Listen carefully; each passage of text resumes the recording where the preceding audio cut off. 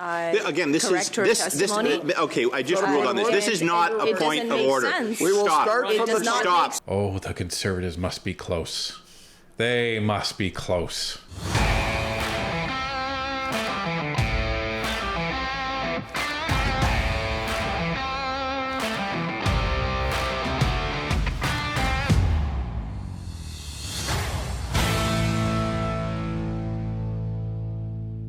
Not only has the SDTC scandal paralyzed Parliament, it's also causing complete chaos in committee.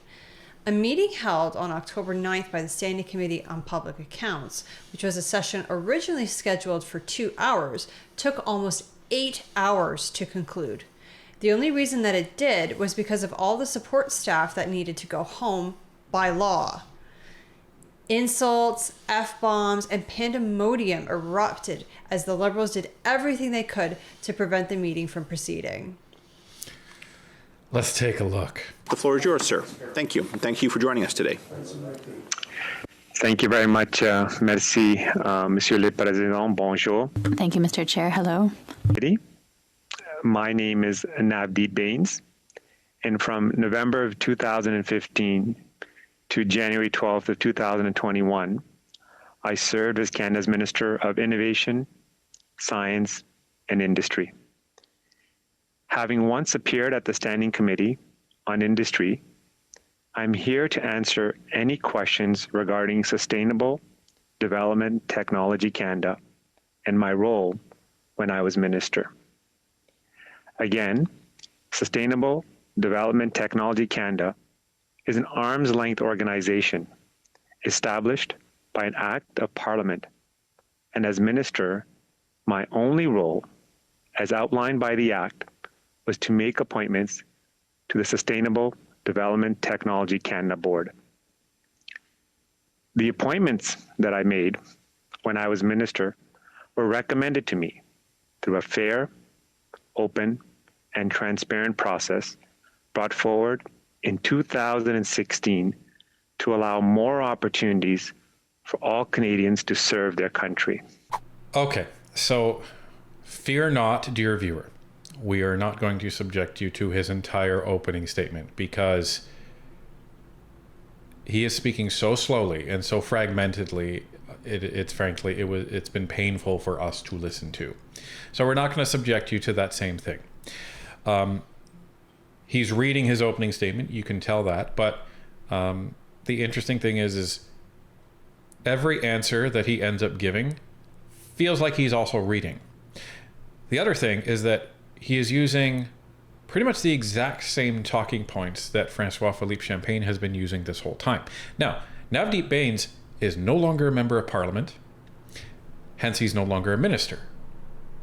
So you have to be asking the question, okay, well, if he's being called to committee, shouldn't he be doing his own statement and his own answers?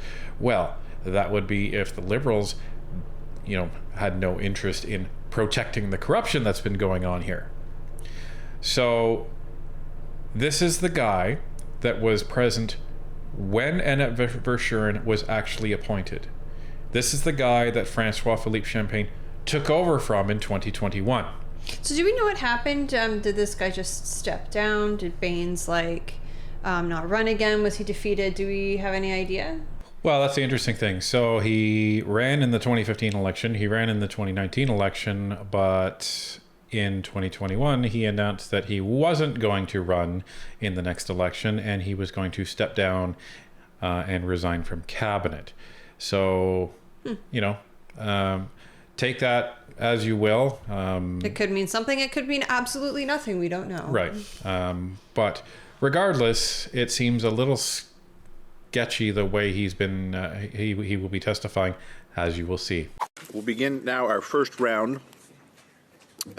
It's 4 members who each have 6 minutes each. Mr. Perkins, you have the floor for 6 minutes, please.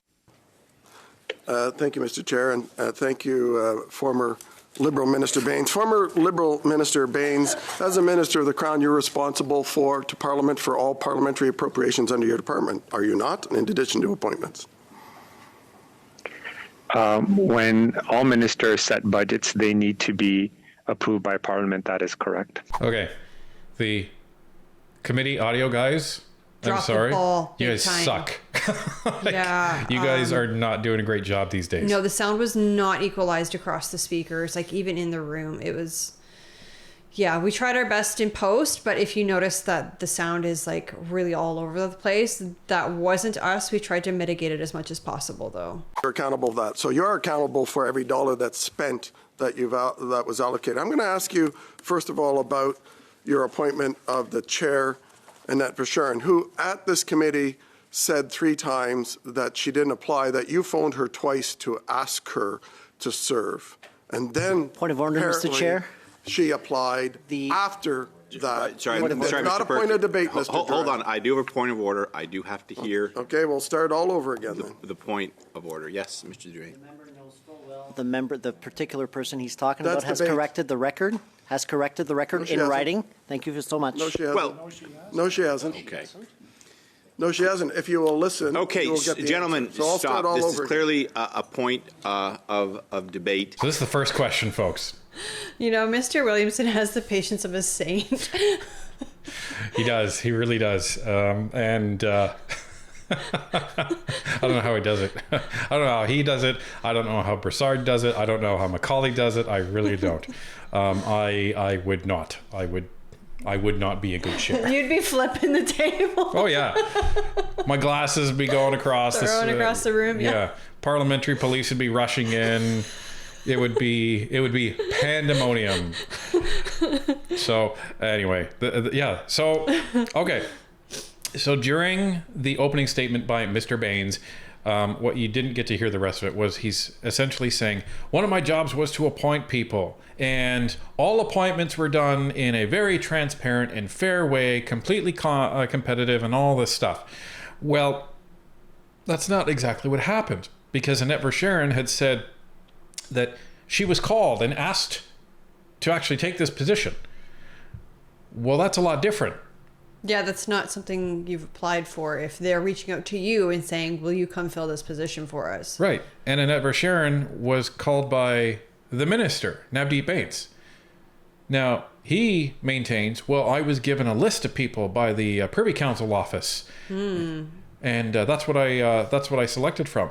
But the problem is that's not exactly true. He was initially given a list of 5 names, and then by the sounds of it, he ended up calling Annette Verschuren because his deputy minister, Mr. Noseworthy, knew her. Justin Trudeau knew her. Other party members knew her. And then all of a sudden, the PCO list of 5 names grew to 6, which included Annette Verschuren. Now all of a sudden, she's on the recommended list from the Privy Council office. Oh, I know. Maybe I'll take that 6th name, Annette Verschuren. So there was no competition. There was initially 5 names, and then they added in Verschuren, and then they're like, oh, that's the one we'll go with. That's the illusion of the competition. Wow. So, yeah. I'll just remind the government members that I don't You're a government member. I don't like needless point of orders on either side. So my point, though, is not to highlight that it's a government member issue. It's not. It happens occasionally on both sides when debate gets heated. But you always have the immediately right of reply after Mr. Perkins. It is you, in fact, Mr. Drouin. And I hope that if you extend, in your side, courtesy on the official opposition, they will do the same. And if they do not do so, I will censure them as well. I am going to back up the clock for Mr. Perkins. You can restart your question, Mr. Perkins, not the time, just your questions. I'm backing up the clock, not from the top, but you can start your question from the top. He interrupted me before I even got my question. Mr. Perkins, I'm backing up the clock. You have the floor. Thank you, Mr. Chair. Mr. Baines, you phoned, according to Annette Verschuren, you phoned her twice to ask her to serve. Is that correct? Because that's what she said at the committee. As I have stated in my previous I don't want a testimony dissertation at on the Hindu, appointment process. It's a simple yes or no. You phoned her twice, yes or no? As I stated in my previous testimony at industry committee, I reached out to a number of people during my tenure as a minister and asked him to participate in this Point of open, order. You called her transparent, twice. Point of merit-based. order, Mr. Mr. Chair. Perkins, I have a point of order. I've stopped the clock. Yes, please. Thank you very much. I believe that Ms. Verschuren, sorry, I don't know how to pronounce her name, did Again, this is correct her this. testimony. Okay, I just ruled on this. This is not a It point doesn't of make order. sense. We will Stop. start It from the does not Stop. make sense. Okay, It does not make all right. sense. This God bless that man. I don't know how he does it.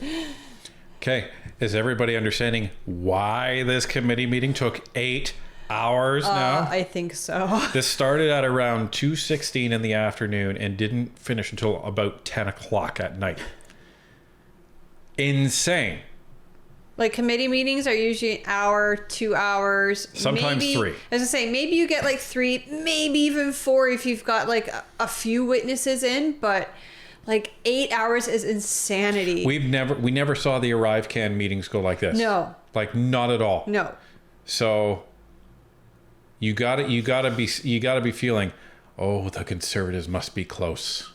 They must be close. To continue I to endeavored harass at a witness on this. The evidence is there, so I'm just not sure why. It just... She applied after the Does All right, not make Mr. sense Perkins, at Mr. all. Mr. Perkins. And you'll Let's learn not go something down that for a road. change. Mr. Why don't you want to Perkins. learn anything? Mr. Perkins, Or is it I just will part of the cover-up coalition? Mr. Perkins, Cover-up. Mr. Perkins, I remind I take before personal I exception remind to You what should. Mr. I take Perkins just exception to said, your cover-up. Chair. we are going to suspend for a Absolutely. minute. Wow. So, for those of you wondering, why doesn't Williamson do anything? Unfortunately, all he can do is try to call the members to order, which he's trying to do. Or during the meeting. And no, he can also suspend the meeting, which he Yeah. just did. Or if it gets really, really bad, then he can completely adjourn the meeting and then it's over and then they lose the witness. Yeah, So, unfortunately, he can't kick people out. He No. can't eject them. no, he can't silence them. He doesn't have as many powers as the Speaker in the House does.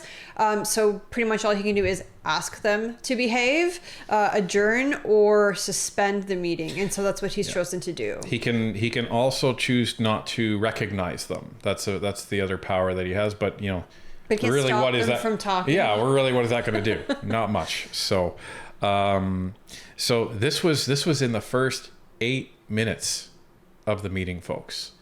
Well, and I think it just goes to show you exactly how toxic Parliament has become. You've got the governing party who is refusing to hand over documents because, as we're all guessing, they will probably show something criminal going on.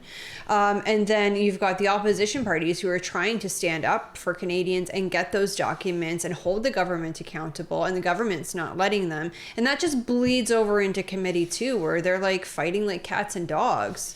Well, and you can. The thing is, the Conservatives can smell the blood in the water in this, and they already have ties to cabinet ministers. They have ties into the Privy Council office, which is basically Justin Trudeau. So there's all of these ties. They have the whistleblower that has provided a whole bunch of documents and transcripts. So there's the blood in the water is everywhere for everyone to see. And that's why the Conservatives are getting more and more aggressive, because they're like, we can see it. We can see it, we can smell it, we can taste it, and it's the disgusting taste of corruption.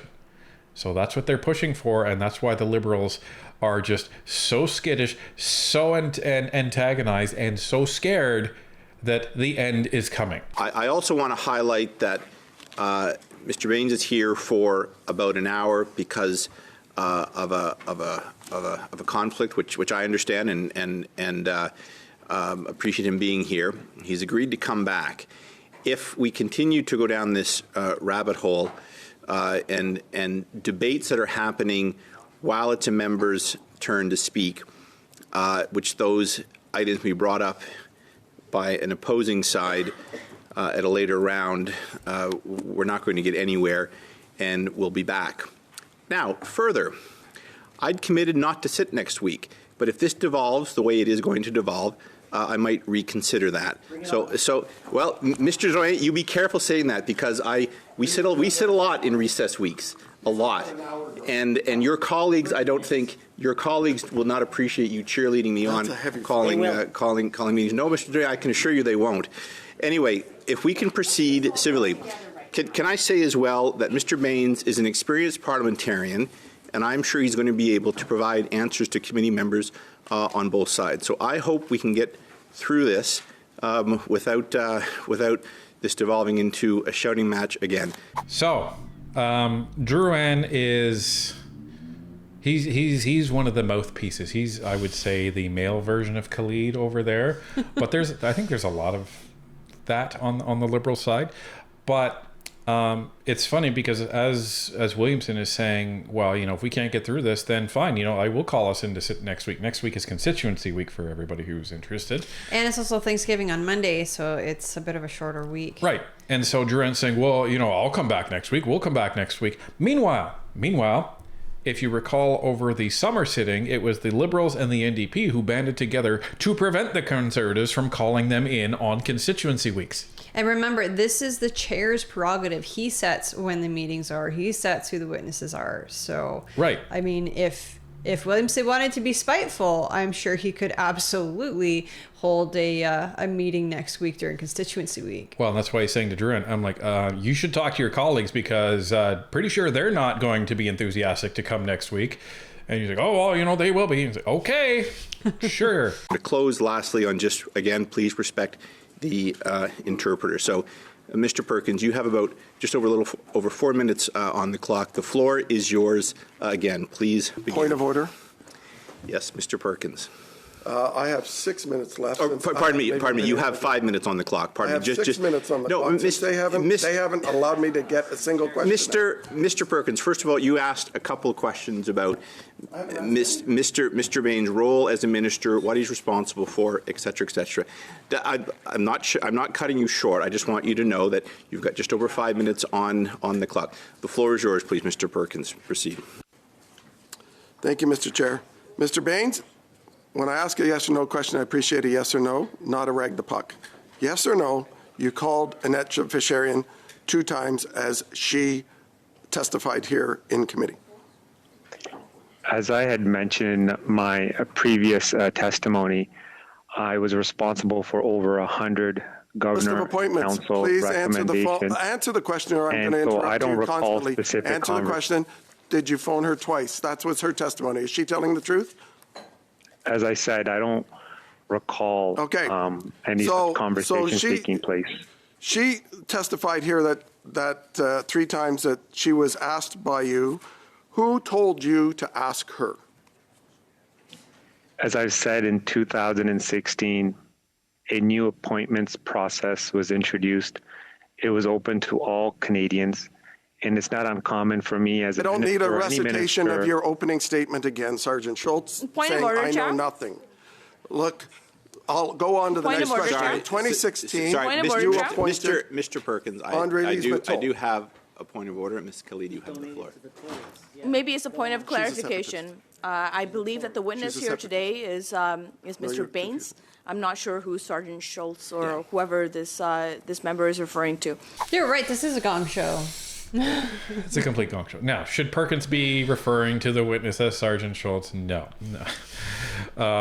This is just within the first 5 minutes, I think the Conservatives knew exactly what they were going to be dealing with here. Well, it sounds like it. I mean, maybe I just talk too fast to be a committee witness, but this guy seems to be taking his sweet time. And even when it is a very straightforward yes or no answer that Rick Perkins already knows the answer to, he's just trying to confirm with this witness. He gets like some big, huge preamble that's, given at the speed of molasses. I don't know. Well, and that's to run out the Conservatives' time. Yeah. That's the reason why, right? That's the goal here, is to get in, to waste as much time as possible, not give any answers, and to get out. That is the goal of Navdeep Baines, and that is no doubt the goal of the Liberals. Absolutely disrespectful. Agreed, Mr. Perkins. If you could refer to Mr. Baines as the witness or Mr. Baines, it would be appreciated to maintain decorum in the committee. Thank you. Former Liberal Minister Baines, in charge of the Liberal Green Slush Fund, you appointed Andre Lise-Matoa in 2016 under your new and clean process, correct? Look at Nader. I thought I saw a little smirk on Cooper. Oh, yeah, for sure. Amazing. You know what? If the witness is going to play dirty games, i.e. not answering a straightforward question and filibustering and taking up as much of the Conservatives' time as possible, then the Conservatives are going to have to get a little crafty with their approach, right? Right. And they're going to make them uncomfortable, and they're going to say, we know. This is what the Conservatives are essentially doing by using these taxes. Rick Perkins is telling Navdeep Bains, we know. Okay? We know. Well, and again, they're not asking questions usually that they don't know the answer to, especially at the beginning. It doesn't matter who's questioning, whether it's Liberals, Conservatives, NDP, whoever. Usually they ask questions that they know the answer to right off the bat so that they can kind of gauge how the witness is going to respond. Are they going to respond truthfully, or are they going to make things up? Right. And the first questioner in committee is really important because that's going to set the tone. It's going to set the tone for the witness, and it's going to set the tone for the committee. So you can read how the tone of this is going to go. As I indicated in my opening remarks, my responsibility as a minister is to appoint 7 out of the 15 board members. And you appointed her. And while she was on the board and while you were minister, $114 million of green slush fund money was voted to her companies. And you had an assistant deputy minister in every single meeting. Do you expect Canadians to believe that you knew nothing? Sustainable Development Technology Canada is an arm's length organization. The management oversees the day-to-day operations, and there's a board that oversees management. It's true. And again, they also as have I said in my... The Cycle Capital, Andre Lise-Mateau's company, also had a lobbyist for 10 years. His name was Stephen Guilbeault. It still is Stephen Guilbeault. He lobbied for 10 years. $100 million during those 10 years went to Cycle Capital. He met 25 times with your office and you in the year before he was nominated. Do you remember any of those meetings? During my tenure as a minister, I met with a number of stakeholders from the clean tech sector. I don't recall any specific meetings with the individuals you have mentioned. You don't remember meeting with the now radical Liberal Environment Minister who was a nominated Liberal candidate? So I will ask you once again. Mr. Perkins, one second. I'm not sure Yes, why Ms. there's name calling going on within our committee here. He's proud of being a radical. Please. This one I will allow. These are statements we hear in the floor. Which you guys have established. You guys keep repeating those statements. So I'm not sure why you think that it is okay for us in committee when you get to be the chair of the committee, you can roll on the line. And call them to be credible because they are not credible. I didn't weigh in on whether they're. You just did, I said they're echoing what we hear in the House of Commons, which is permitted. Ergo, I would appreciate if the member redacts those comments. Well, Ms. Khalid, that's not your call, Mr. Perkins. I'm asking you to do it, Chair. Pardon me? I'm asking you to ask the member to redact those comments because they are absolutely unreasonable. Ms. Khalid, I have and ruled against that our they are democratic institutions. Ms. Khalid, I have ruled that they are in order. Mr. Perkins has the floor. You have the floor, sir. Does everyone still have their glasses on, or are they all the way across the room at this point? Well, we're still wearing ours. Yeah, they haven't left my face Yet. But this is what you're going to get. So you don't remember meeting with radical Liberal Stephen Guilbeault. Do you remember meeting with a fellow named Gerald Butts in those meetings who was working in the PMO? Since he's listed as meeting with you on this at the same time? As you know, when I was made minister in 2015, Mr. Butts, the individual you mentioned, worked for the Prime Minister's office. Did he, those meetings were about funding of Cycle Capital Fund 4. That's what's listed in the public thing, and he met with you. And then EDC, after those meetings, invested in Cycle Capital Fund 4. So that happened fairly quickly. Do you remember having those discussions about having Gerald Butts and the now radical environment minister lobbying you to get funds for Cycle Capital, whose founder was on the board that you appointed from EDC? As I said before, Sustainable Development Technology Canada is an arm's length organization. And as you mentioned at the beginning, budgets are approved through the parliamentary budget process. So on October 19th, only 14 days after some of those meetings, EDC announced $145 million for that. So you don't recall any of that, just like you didn't recall anything when you were at industry committee. Is that correct? Could you repeat the question, please? No, I won't repeat it again.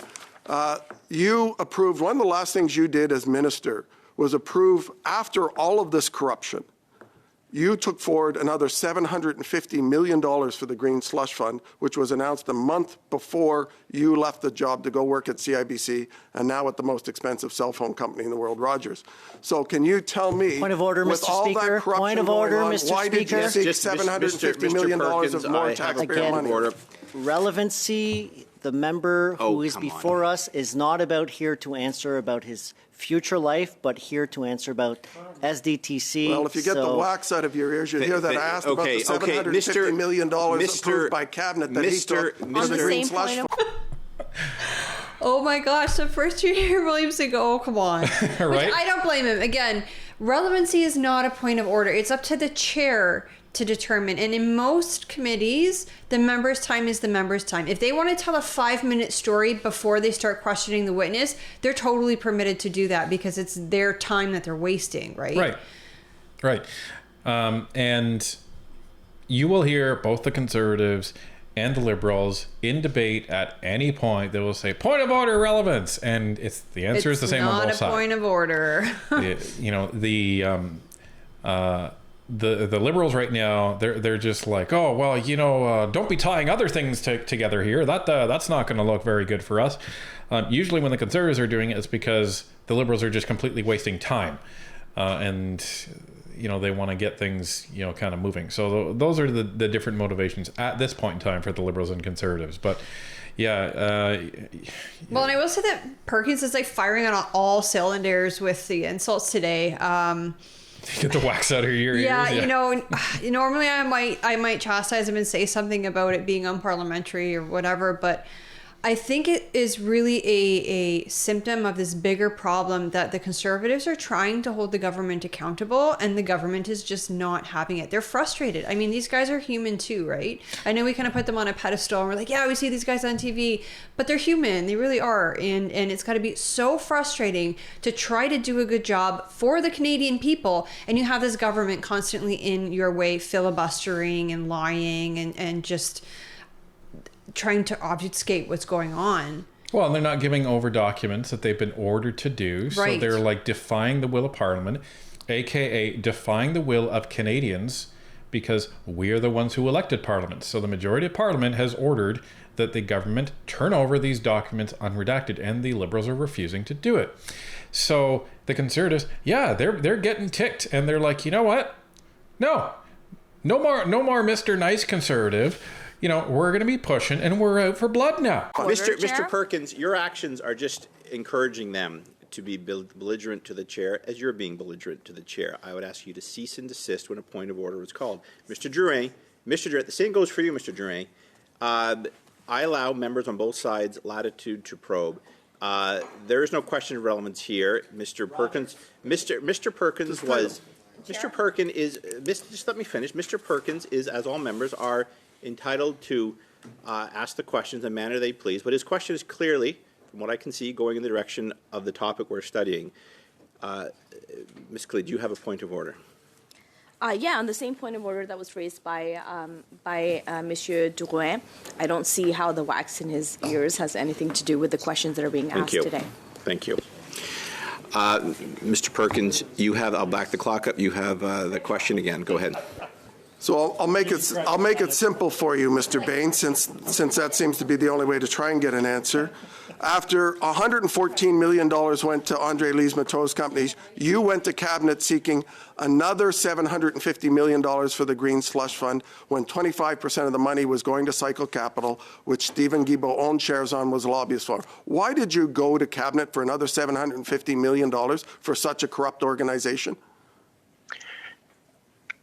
As been discussed before, Sustainable Development Technology Canada is an arm's length organization. The management oversees the day-to-day operations. There's an independent board that oversees them, and the budget process is debated in the House of Commons and approved by the House, and these monies are allocated to promote and support the clean tech sector.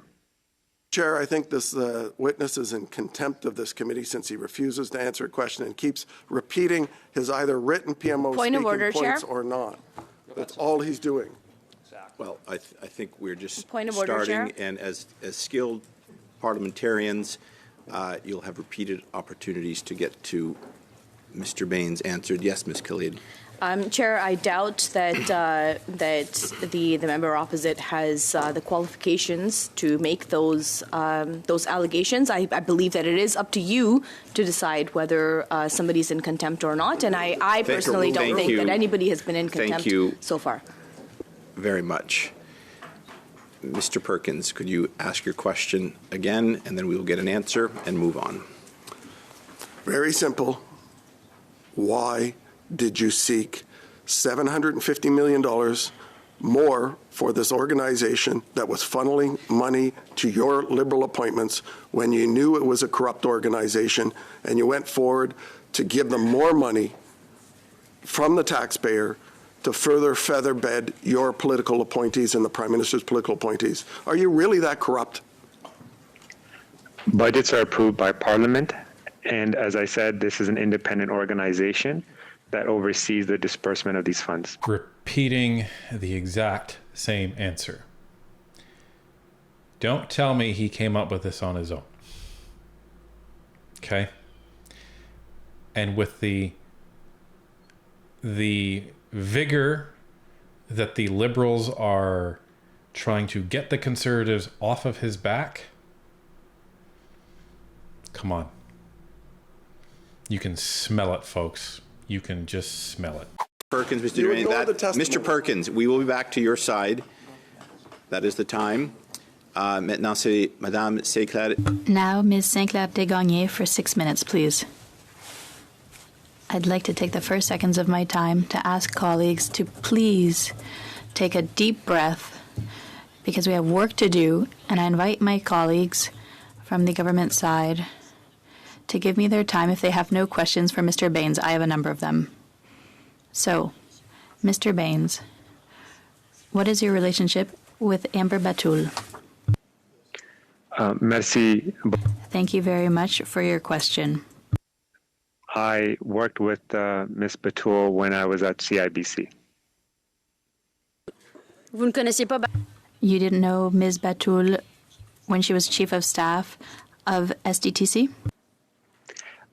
Désolé. I'm sorry. Please, sorry, I didn't hear. You didn't know Ms. Batul when she worked at SDTC? I think I met her maybe once or twice at an event. So Ms. Batul was a Chief of Staff of SDTC, and you hadn't spoken to her more than once or twice at the time. Yet Ms. Batul followed you to CIBC.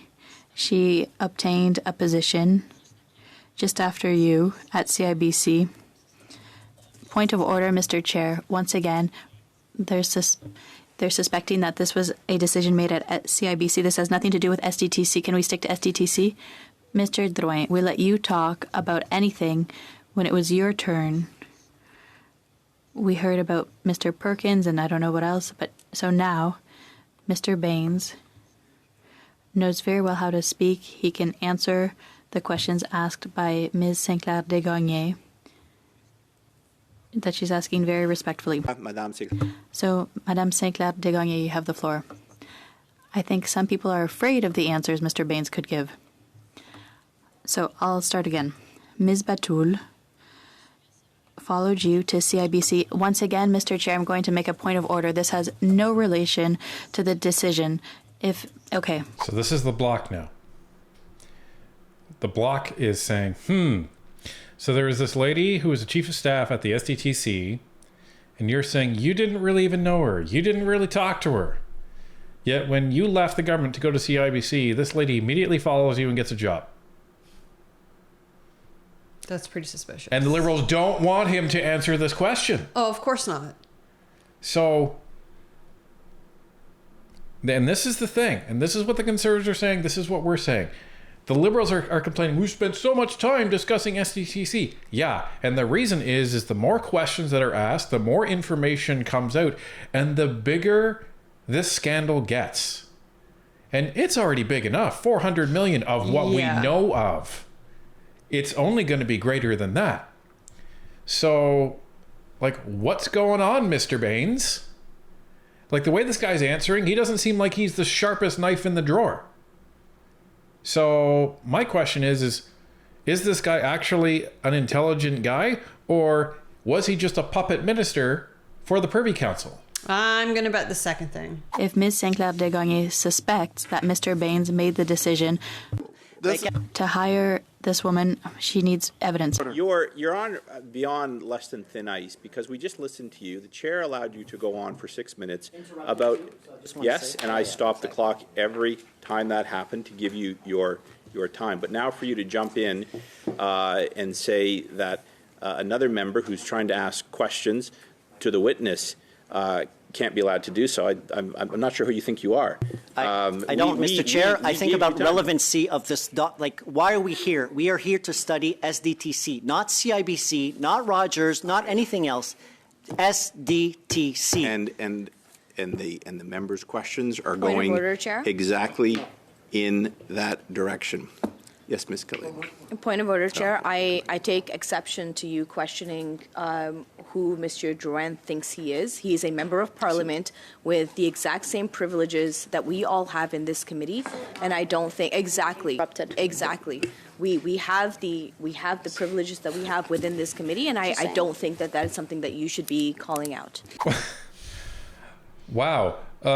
So the question was, who do you think you are? You're not the chair.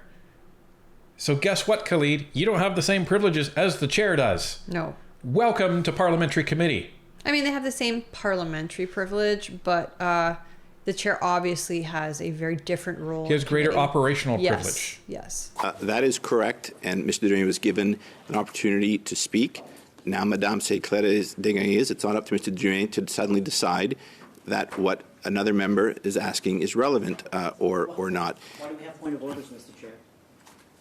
Well, again, I ruled on it, and now I'm moving on. Mr. Perkins, you had a point of order as well. My point of order is about Mr. Drouin. From the moment I asked my first question within the first minute, he was interrupting. He chose as a tactic to try and disrupt every single sentence I said. Now he's doing it to the block member. It's a specific tactic to disrupt the committee. And because of his disruptive behavior, I would ask you consider that you not allow him to speak or remove him from the committee. I would ask the same favor for Mr. Perkins who interrupted me. Gentlemen, let's try to proceed with this. I would ask that Madame Sinclair Desgagne be allowed to continue her questioning.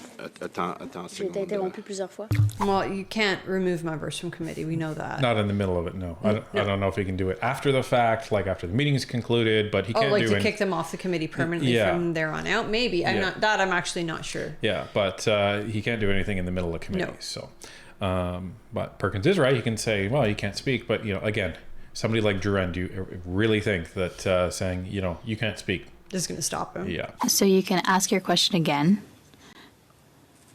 And once you've concluded, I'll begin at 5 minutes. Wait, there's another point of order. Chair, I think it's only fair that Madame Sinclair Desgagne gets her full 6 minutes at this point. Well, Ms. Khalid is certainly going to, Madame Sinclair va certainement Ms. Sinclair-Desgagnés will certainly have her 6 minutes, so you can ask your question again. But the interruption is happening because of the numerous points of order, which are, as I said, a little thin about relevance, when I'm going to allow members, and always have, a lot of latitude. Vas-y, Madame Sinclair-Desgagnés. Isn't it interesting how one of the Liberals is antagonizing the Bloc? You know, one of the parties, they need to keep them in power. Just saying. And then Khalid has some sense to be like, well, maybe we should play nice with them. Maybe let's give her time back, and then they'll vote for us. Maybe, but she's absolutely driving me nuts. I mean, Khalid is usually very bossy and opinionated and just causing trouble, but it seems like she's really, really bossing around the chair today, and it's making my skin crawl. Yeah. Merci. I'd like to thank my colleague opposite, and especially Mr. Drouin, for his mansplaining on the topic of study. Let's continue. Ms. Batul followed you to CIBC, and I received as information that you had a number of meetings with her while she was Chief of Staff at SDTC. You say it's not the case, that you maybe met her once or twice, but that's contrary to the information I've received. I'd like to confirm with you. As I've said before, I may have met her a few times. I don't recall a specific number of times. Again, SDTC is an arm's length organization where the management oversees the day-to-day operation. Merci. Thank you. When you say a number of times, is this once or twice, or is it more like 10 or 15? To give an idea. Again, I can't put a specific number on it. It was over 6 years ago. I dealt with a number of people during my tenure as a minister. And so as a minister... Okay, thank you. Have you participated... Thank you, Mr. Baines. Did you participate in her hiring at CIBC? Again, I'm here to talk about... If you didn't know her. Development Technology Canada, and any questions you have pertaining to that. My questions, it's my time. I can ask you questions about the fact that you may have been a part of the hiring process for Ms. Batul. And if you didn't know her or hardly knew her, why did you participate? Did you push for her hiring at CIBC? You'll see where I'm going. It has a relation with SDTC, so please answer. Yeah, as I said, I'm more than pleased to answer any questions pertaining to Sustainable Development Technology Canada. Wow. That's suspicious. Well, again, Desgagnés obviously knows that he participated in the hiring. Yeah, I think that's one of those questions where the questioner already knows the answer. Oh, for sure. And she even said, a la Judge Judy, she's like, you'll see where I'm going in a minute. But like the fact that he won't answer, I think the fact he won't answer is even worse than if he had said yes. And this is going to lead somewhere, folks, so don't worry. Mr. Chair, I'm getting to SDTC. I'm asking questions that are related to SDTC.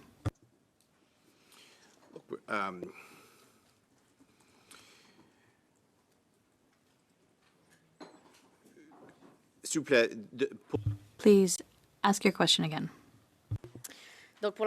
So for the third time, I ask if you participated in the hiring process, the recruitment process for Ms. Batul at CIBC following your meetings with her as Chief of Staff of SDTC. So as I've mentioned, I met with Ms. Batul when I was a minister. I don't recall the number of times specifically. And as I've also highlighted, Sustainable Development Technology Canada. Merci. Thank you. So you can't say that the fact that you met her beforehand when she was Chief of Staff at SDTC influenced your decision to bring her to CIBC afterward. You deny that it was related. Your work with her, your meetings with her when she was at SDTC have nothing to do with the fact that she went and worked with you at CIBC. As I've mentioned before, the management oversees the day-to-day operations at Sustainable Development Technology Canada, which is an arm's length organization. Merci, and my mais sole Thank you, but you're not answering the question. It's a pretty simple question. Did your meetings with Ms. Batul when she was Chief of Staff at SDTC have an impact on your recruitment of Ms. Batul at CIBC? This is a question you can answer with yes or no, please, Mr. Baines. It's an arm's length organization that oversees SDTC, and my responsibility as a minister was to appoint 7 of the 15. Wow. Like, buddy, if you're trying to not make the Liberals look guilty, like, you're doing a bad job. Yeah. I think we're past Christian Firth level here, because Christian Firth was just dumb. This guy, like, what do you think people are going to think? Well, I'll tell you what I think sitting here watching this. I think he's hiding something. Oh, for sure. And the question is he hiding something to protect himself? Is he hiding something to protect the Liberal caucus? Is he hiding something to protect the Prime Minister? Nobody knows. Or is it all of the above? Yeah, it could be, but he's definitely hiding something. And this is the problem, right? And this is why the Conservatives want to bring in this penalty for perjury and penalty for contempt of Parliament. I don't think I'll obtain an answer from you on this, so I'll move to the next topic. A question that came up earlier. Who encouraged you to hire or name Ms. Verschuren? Was it someone internal to the department? With respects to the individual, Ms. Verschuren, as you know, she had an impeccable track record. She was appointed by Stephen Harper in 2006. I asked who. Who? Was it, for example, Andrew Noseworthy, who encouraged you to hire her? Mr. Noseworthy, did he have anything to do with that process? There was a new process established in 2016 that was open to all Canadians. And it's an Point of order, open. Mr. Chair. Yes, Ms. Khalid. Even though I'm sitting quite far away from my Conservative colleagues, I heard one of them call Mr. Baines a liar, which I think is not only disrespectful but also goes against our standing orders. On the same point of order. Yes, Mr. Brock. I'm sitting with my Conservative colleagues. I heard no such thing. Yeah, you But more importantly, I laugh at You many laughed things. at it. I laugh at many things. I didn't laugh at that because I didn't You hear laughed it. at it. Chair, on that same point of order, I'm actually getting quite frustrated. I'm sure other members are getting frustrated at the obvious attempts of this particular witness, a former Minister of the Crown, who is deliberately wasting time, not answering a direct question that's put to him, repeating the same talking lines over and over again. Thank you. From the same testimony Mr. that Brock, he gave I- at Industry on June the 5th, 2004. Chair? I I'm appreciate- asking the chair to interject and get this witness to answer the question. Point of order, Chair. Just one, I've got a couple lined up here. Mr. Cooper, I think did you have a point of order you want to make? No, okay, Ms. I Ms. would Kelly? appreciate if Mr. Cooper would apologize to Mr. Baines for calling him a liar. We all know that when witnesses come to this committee, they are under obligation to be truthful, and I know for a fact that Mr. Baines, through his, not just his ministry, but also through the work he's done throughout his entire life, he's been a truthful and principled person. And I take personal okay. exception. Thank you. I take personal exception. I take personal exception. Nobody cares what you take personal exception to, Khalid. Well, and I want everyone to recall that Khalid is asking Mr. Cooper to apologize for calling this guy a liar. Okay, so how did Khalid hear it? And Brock is sitting right beside Cooper, like closer than you and I are sitting, and he didn't hear it. Well, I mean, because I'm guessing it didn't happen. or even if it did happen, who cares? Who cares? Brock has called many witnesses liars before. Like, let's just be real here. And I just want to pay attention to the egregiousness of the language used by allegedly Mr. Cooper. Let's just say he called this guy a liar, and Khalid is all offended and wants an apology. Just file that away, please. There's some very offensive words that I've heard Khalid use in committee before. Yeah, that have made parliamentary history, might I add. Yep, you can look them up in Hansard. Not only to members in the Conservatives laughing right now, but also to somebody who is an innocent person being maligned by the Conservatives, Well, all right. and this is their go-to, their motto. Why don't I hear from Mr. Cooper now? Of hearing time and time again. This is absolutely unreasonable, Chair. Thank you. Well, on the same point of order, perhaps Mr. Baines can apologize to taxpayers Okay. for $400 million. Mr. Chair, Thank you. that's absolutely Okay. Point of order, Ladies Mr. and Chair. gentlemen, Retract those comments. Okay. All right. That happened when he was the minister. I'm not in a position to. So standing order 117 says that, you have an authority to maintain order, but anything related to. My job is to according to the order. According to so the standing orders lay out my role, which is to attempt to maintain order and hopefully succeed that. In terms of any kind of censure, that needs to be reported to the House if you wish to pursue it. I'm going to go back to Madame Sinclair Desgagnés, s'il vous plaît. Vous avez la parole pour. Okay, so you can see how this is kind of deteriorating. You can see how the witness is answering, or rather not answering.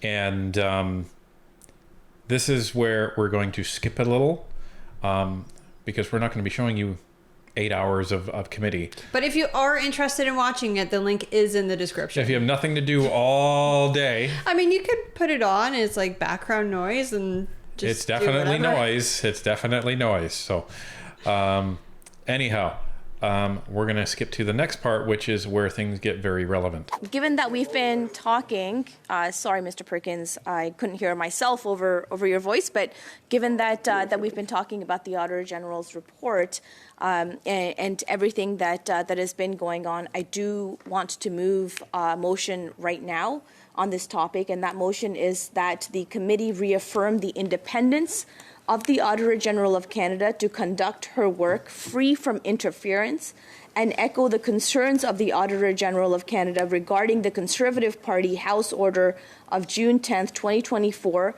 that ordering her office to produce her audit file on Sustainable Development Technology Canada to the law clerk and Parliamentary Council compromises her independence and is likely to discourage departments, agencies, and Crown corporations from providing free and timely access to information required for her audits to go forward. And Chair, I would love to talk more about this motion, but I do want to make sure that it's in order given the topic today. Have you submitted the motion to the chair? I'm about to. I read it into the record right now, Chair, but I'm more than happy to put it into in writing for all members as well. Okay, so what's this? This is a motion. Let's recall, when you raise a motion in committee, what happens? Debate stops and questioning stops, and you have to focus on the motion. Well, I think what Tanya meant to say is debate starts. Oh, yeah. Okay. So I meant like the back and forth that they were doing up Yes. to this point. If you Which want to feels call like that debate. debate, arguing, filibustering, questioning the witness stops. All committee business stops, and you focus on that motion. So this is the equivalent to calling the fire alarm, basically, in committee. So the Liberals are seeing that every single opposition member, because even the NDP is asking difficult questions of this guy, just so everybody knows, but we're not showing you everything. So you have the Conservatives, the Bloc, and the NDP all lining up, and they're getting frustrated with the answers or non-answers of this witness. So Khalid just pulled the fire alarm, meaning I'm introducing a motion, questioning of the witness stops, and they would have to go around and continue debating. And then they would have to listen to the Liberals filibuster this whole thing. Right, because when you are debating a motion, there's no time limit. You can see in committee, when they're asking questions, they have different rounds that have different time limits, usually 6, 5, or 2.5 minutes each. And when a debate for a motion is going on, there is no time limit. So they could take up literally the rest of the committee and go into the wee hours of the night until committee is shut down for the day, just filibustering. Now, the only way that, you could really trump this is if you had a different motion that took different priority. That would be the only way to get out of this. So? What kind of motions are those? So you don't have it in? I don't have it in writing right now, but I can get it to you as soon as possible. All right. Would you like to suspend while we do that? What's a point of privilege? This is new. Yes, Mr. Perkins. I'd like to raise a point of privilege. And I would ask, as part of that point of privilege, because the witness has refused to answer questions, he has repeated one line consistently for an hour, and obviously written by PMO to try and protect from the corruption. So I would move the following motion as a point of privilege, that the committee instruct the clerk and analyst to prepare a report to the House, which the chair shall table forthwith, outlining the potential breach of privilege concerning Navdeep Bain's refusal to answer questions which the committee put to him. And there it is. A question of privilege will always take precedence over whatever else is happening. So, and you can see that Perkins was reading it, right? Probably anticipating that at some point the Liberals would try this tactic. And they didn't have a prepared motion, and this is the interesting thing. So usually when you have a motion prepared, it has to be submitted to the chair. It has to be distributed in both languages so everyone can actually see it and read it and consume it in either language that they see fit. But that would tip off the opposition that, we're going to try to filibuster by using this motion, because they would be receiving it to their private emails and they would have it printed in front of them. So now the chair has a motion that hasn't been properly submitted, and he has a point of privilege on the other side. So now he has to figure out which do I take precedent over? Well, I think we know the answer. All right, I'm going to consult with the clerk here. I'm going to suspend for a few minutes. So, after he came back, naturally, it was the point of privilege that took precedence. Of course. And they then continued to debate that for the next 7 hours. 7 hours. At which point, basically, the sound guys and the computer guys and the clerks were like, okay, so by law, we have to go home because we need a certain amount of hours between shifts, so we're going home. Because it was 10 o'clock at night at that point. Yeah. So they're like, we're done. Bye. And so they had to adjourn. And even when they adjourned, it was in chaos. So imagine that type of chaos all day. All day. And that's what public accounts was on October 9th. Now, evidently, some of the Liberals were really, really rattled, and they didn't get a lot of sleep, because what the chair chose to do is resume the debate the next day. And they actually canceled the OGO committee, which is what Kelly McCauley chairs, so that they could use the room and the resources to continue the public accounts meeting from the day before. Public accounts was not scheduled to meet this day before the chair actually sent the notice out. Right, and I think they were looking for a room for it, because if you had gone on Parleview initially, it said the Wellington building, but it was actually in the Valor building. Yes, so I was actually trying to find which building it was going to be at when I attended the morning meeting, and I finally found it, and oh boy, remember Cooper calling the witness a liar and Khalid getting so offended over it? Check this out. Missed you as well. We're here, as the chair said, debating a motion I moved for those who have just tuned in on privilege. And what that means is we had a witness here, the former Liberal minister in charge of the Liberal Green Slush Fund, Navdeep Bains, who basically gave one answer to every question, no matter what the question was last night. and as a result was stonewalling, prevaricating, that fun word, and not answering questions anywhere near in the vicinity of what was asked. It didn't matter what the question was, the answer was the same, and the answer was it was a fair and open process of appointments. And he did the same, didn't matter whether it was coming from Conservative Bloc or the NDP.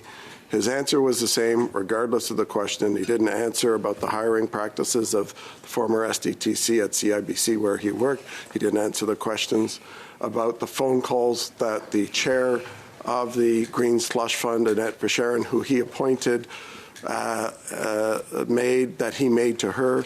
He didn't answer the questions about anything to do with that appointment process or the appointment process that he appointed Andre Lise-Miteau from Cycle Capital, whose companies received 25% of the $1 billion Green Slush Fund money, received over $100 million while she was on the board.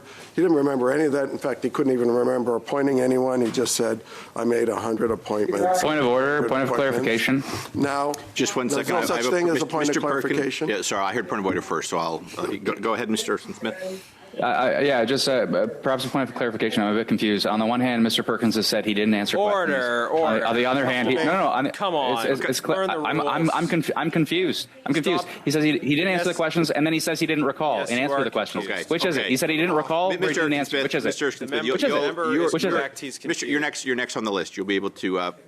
Well, maybe he could get his story straight. Back to reviewing your dictionary. We're wasting our time. Well, get his story straight. Hey, Rick, get your story straight. Point of order, Mr. Chair. All right, just 1 second, Mr. Perkins. I'm not surprised that MP Mr. Perkins, I have Mr. Perkins. You'll have the floor in a second. Mr. Perkins. Every single issue he's ever spoken on. Mr. Perkins, first of all, I'm going to ask everyone to respect the interpreters.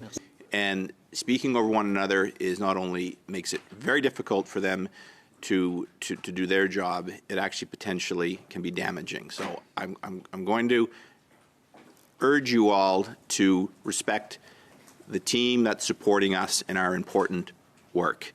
Mr. Durnay, you have a point of order, I believe. Over, and everybody was Thank you. Over, yeah, so it's all right. Mr. Perkins. I'm not shocked that the Liberals, particularly Mr. Erskine Smith, who's a newbie on this committee, haven't done their homework, haven't read the documents, haven't looked at the spreadsheet from the Green Slush Fund of all the grants they made over the 20 years. I'm not surprised that he hasn't made the effort to do that. He's too busy interviewing the current finance minister, conflict carbon tax Carney, to do his homework on this committee. He's too busy promoting his podcast with the soon-to-be former prime minister and trying to rescue his career. Burn. You know what? You opened the door. You opened the door, Erskine Smith. And, like, what are you doing? Perkins is a seasoned parliamentarian. This is not his first rodeo. And he's in attack dog mode right now. Oh, yeah. There's no... The leash is off. Like I said, these guys are just...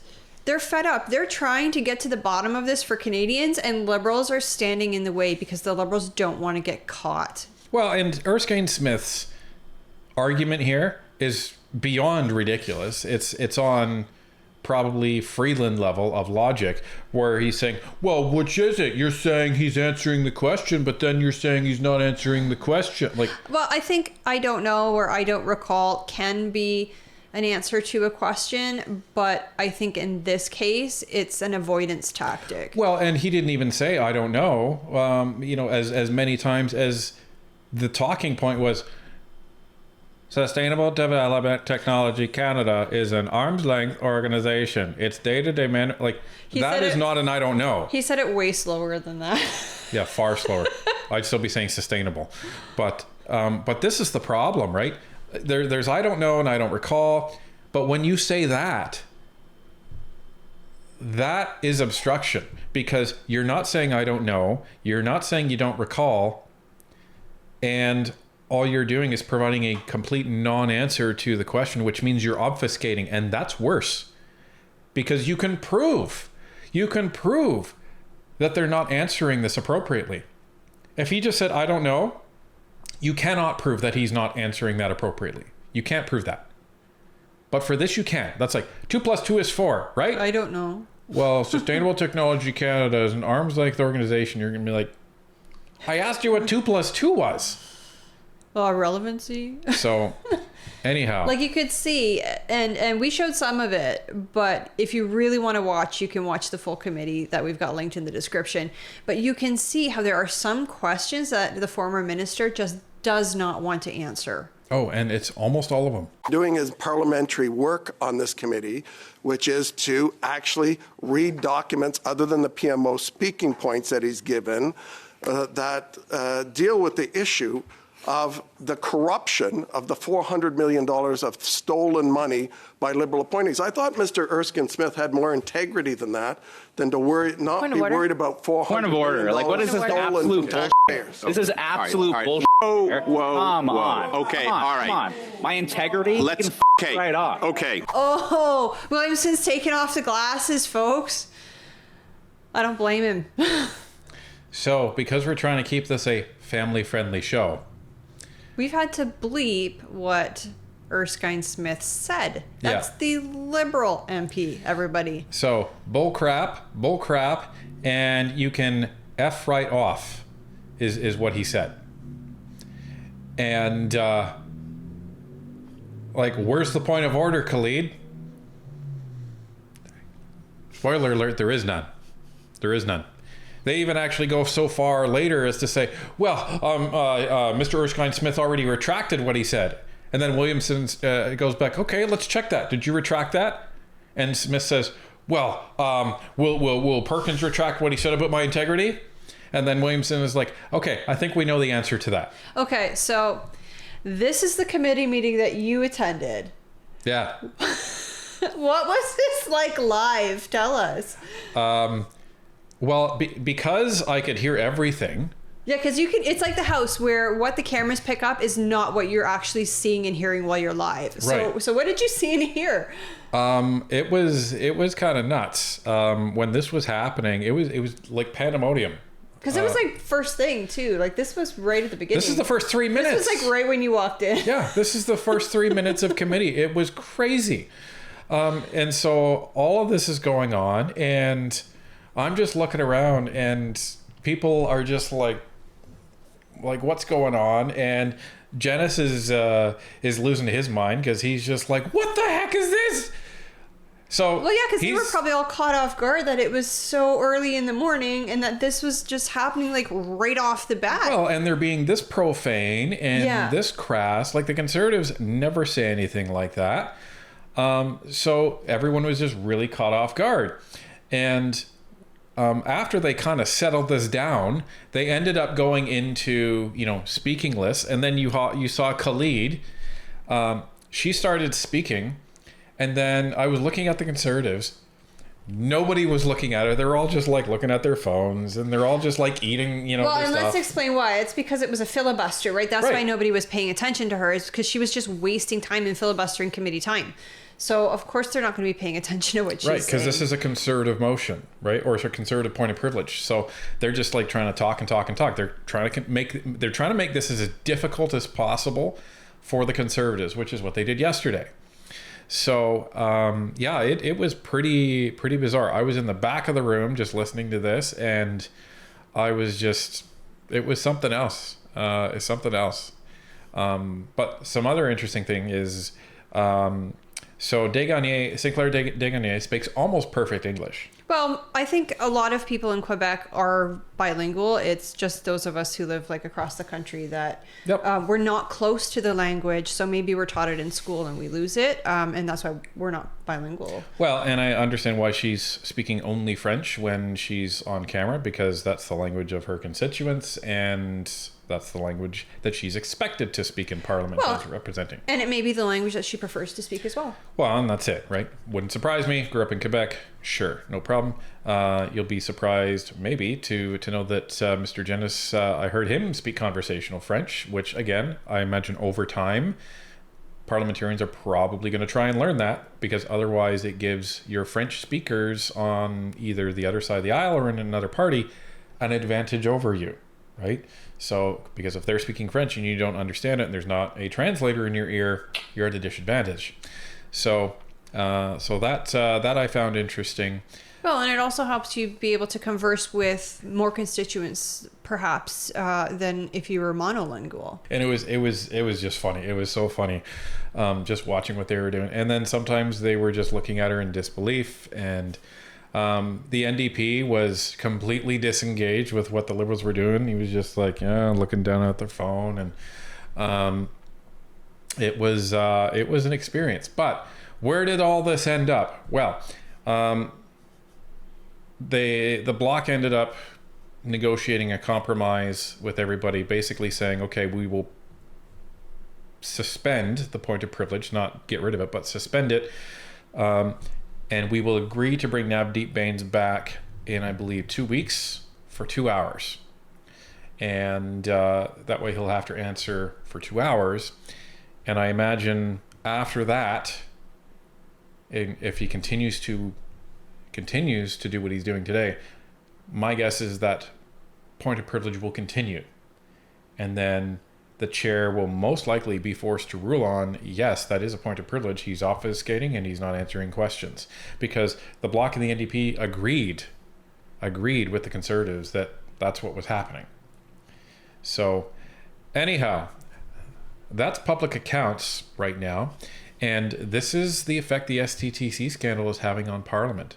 Well, and I wonder if they're even going to have the opportunity to bring Bains back in 2 weeks. 2 weeks, number one, because next week's constituency week, so it'll be the week after. But I really wonder if it's going to happen at all, because Parliament could be either prorogued or completely dissolved by then. Right. And here's the thing that the Liberals are probably going to be thinking about here on two different cases, because the Conservatives are waiting to raise the point of privilege in the House about Stephen Anderson. So that hasn't even made it to the House yet. They're still debating the point of privilege about the Liberal government not handing over all the SDTC documents. So if that ever concludes, they're then going to be working on that other point of privilege for Stephen Anderson to summon him to the bar of the House. By the time that gets through, they may be at a point where they are then trying to raise a point of privilege to summon Navdeep Bains to the bar of the House. And based on what we've seen, that would be catastrophic for the Liberals. Yes, it would. Because he's avoiding those questions for a reason. Right. He's not just being stubborn. And that would put him in front of all Canadians for all to see. And even the mainstream media paid attention to Christian Firth being brought forth to the bar of the House. I imagine they'd be forced to pay attention to this as well, which means Canadians everywhere will finally hear about the SDTC scandal and how this has completely blown up. So... Well, I mean, if you bring a former minister to the bar of the House to rebuke him, then yeah, absolutely Canadians would hear about that. So the Liberals are on the clock, folks. Tick tock, and yeah, they have to do something. I think they have to call an election or prorogue Parliament, and they seem to be in a position because pharmacare is now passed. They can claim that as a victory, and they may not want to go to another confidence vote, not really knowing where the NDP is standing right now because they keep waffling all over the place. So there you go. That's public accounts. This is what's going on in committees these days, and Parliament is just in shambles. This isn't going to be long, folks, I can tell you that.